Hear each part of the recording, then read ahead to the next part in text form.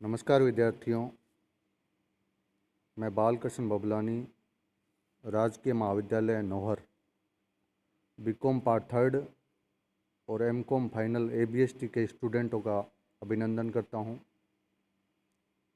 आज का जो हमारा विषय है वो बीकॉम पार्ट थर्ड एवं एमकॉम फाइनल दोनों में ही लगता है।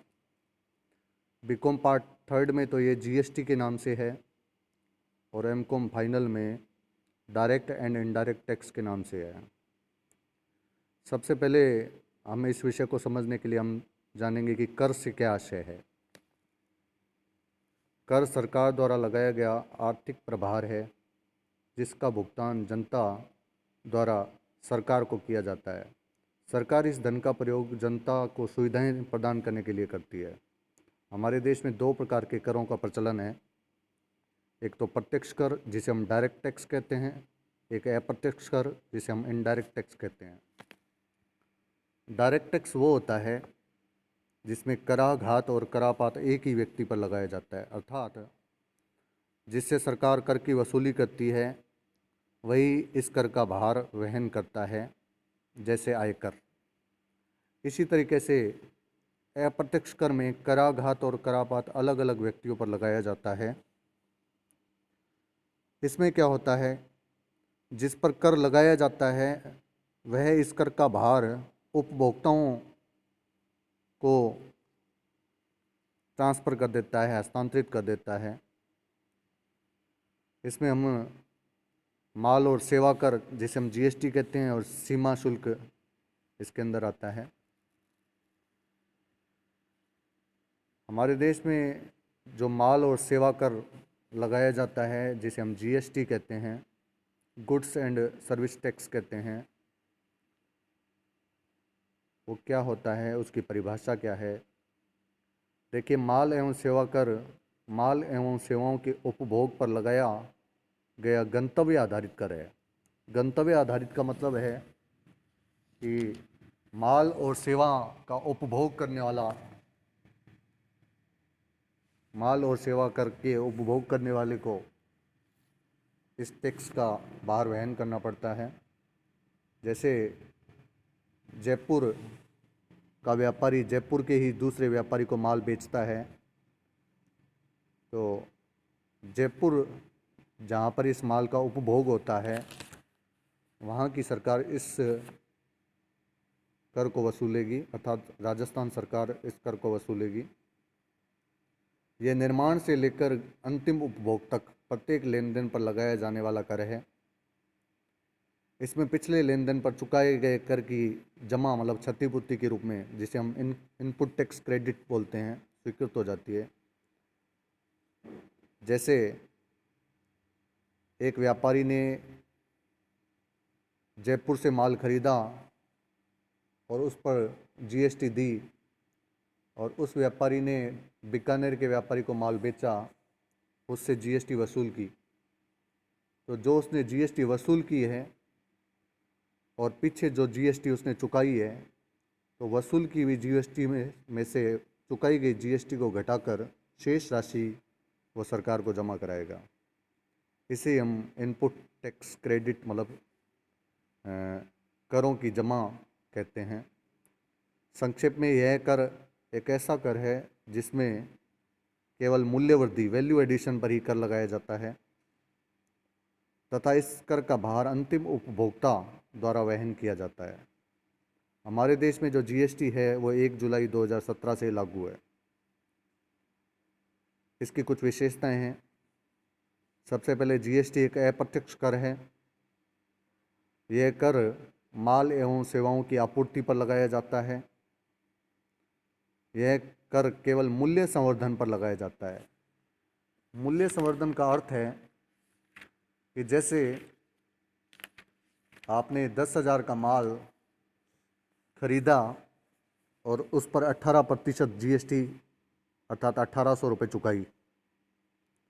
अब आपने इस माल में 2,000 रुपये खर्चे के और 500 रुपये लाभ जोड़ के 10,000 वाला माल 12,500 में बेचा और उससे 18% अर्थात 2,250 रुपये जीएसटी वसूल की।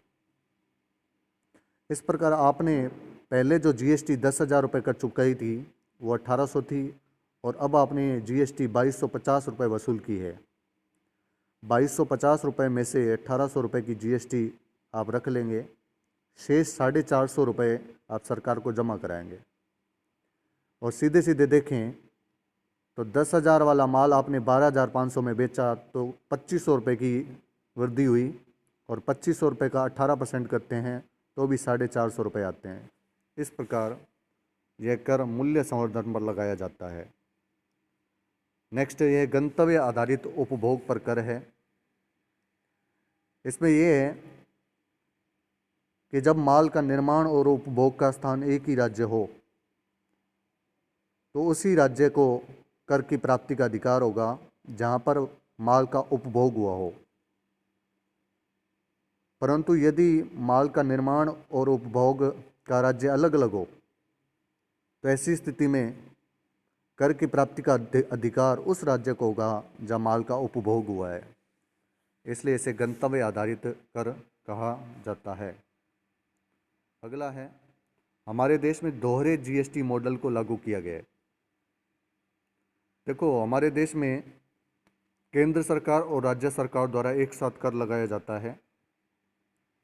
यदि माल और सेवा की आपूर्ति एक ही राज्य में हो तो केंद्र सरकार इस पर केंद्रीय जीएसटी, जिसे हम सीजीएसटी कहते हैं, वो लगाती हैं, और राज्य या संघीय क्षेत्रों द्वारा लगाया गया कर उसको हम एसजीएसटी और यूटीजीएसटी कहते हैं। अर्थात अगर राजस्थान का माल राजस्थान में बेचा जाए तो दो तरीके के कर लगेंगे, एक तो सीजीएसटी और एक एसजीएसटी। सीजीएसटी केंद्रीय सरकार लगाती है और एसजीएसटी राज्य सरकार लगाती है। नेक्स्ट, अनेक अप्रत्यक्ष करों के स्थान पर एक कर। हमारे देश में पहले मतलब 1 जुलाई से पहले विभिन्न प्रकार के कर लगाए जाते थे, जैसे केंद्रीय बिक्री कर जिसे हम सीएसटी कहते थे, राज्य मूल्य वर्धित कर जिसे हम वेट कहते थे, उत्पाद शुल्क, सेवा शुल्क, इन सभी को मिलाकर अब एक ही कर लागू कर दिया जिसे हम जीएसटी कहते हैं। कर का प्रशासन। केंद्र सरकार दो तरीके के कर वसूलती है, एक तो केंद्रीय माल एवं सेवा कर जिसे हम सीजीएसटी कहते हैं, दूसरा एकीकृत माल एवं सेवा कर जिसे हम आईजीएसटी कहते हैं। ये जो आईजीएसटी है वो तब वसूला जाता है जब एक राज्य का माल दूसरे राज्य को बेचा जाता है। जैसे राजस्थान का व्यापारी हरियाणा के व्यापारी को माल बेचता है तो राजस्थान का व्यापारी उससे आईजीएसटी वसूल करेगा, और ये आईजीएसटी वो केंद्र सरकार को चुकाएगा। इसी तरीके से राज्य एवं संघीय सरकार द्वारा दो तरीके के कर लगाए जाते हैं, एक तो राज्य माल एवं सेवा कर जिसे एसजीएसटी कहते हैं, एवं दूसरा संघीय क्षेत्र माल एवं सेवा कर जिसे यूटीजीएसटी कहते हैं। ये जो यूटीजीएसटी है ये संघीय क्षेत्र जिसे हम जैसे दादर एवं नगर हवेली, अंडमान निकोबार, इन क्षेत्रों में ये लगाया जाता है। आयात को अंतर्राज्यीय आपूर्ति मानना। एक राज्य से दूसरे राज्य को यदि आपूर्ति की जाती है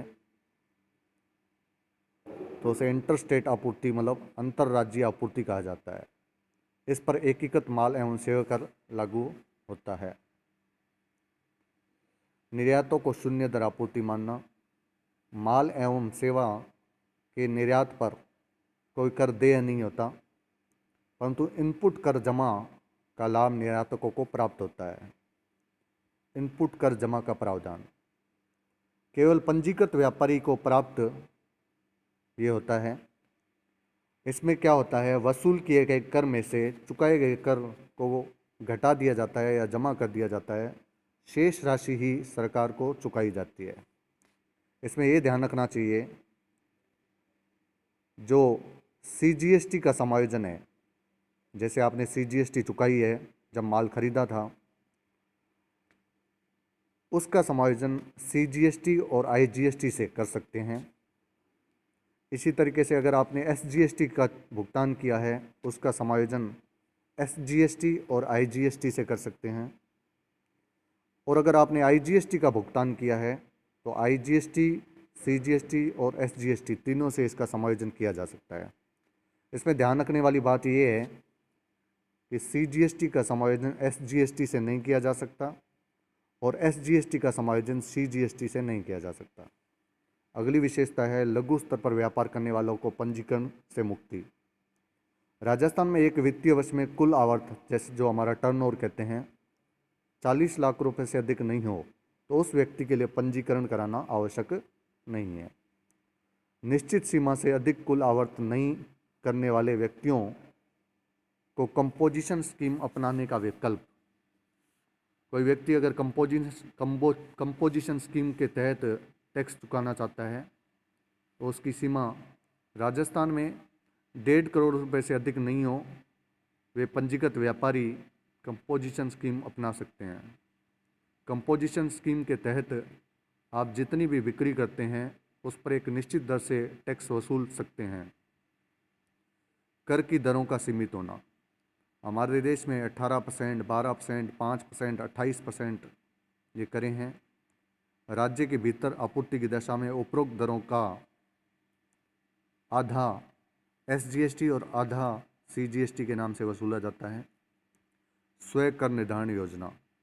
प्रत्येक पंजीकृत व्यापारी स्वयं कर का निर्धारण कर सकता है। तो धन्यवाद दोस्तों, आज हमने GST का सामान्य परिचय पढ़ा। इसका जो प्रैक्टिकल पोर्शन है हम अगली क्लास में आपको समझाएंगे। धन्यवाद।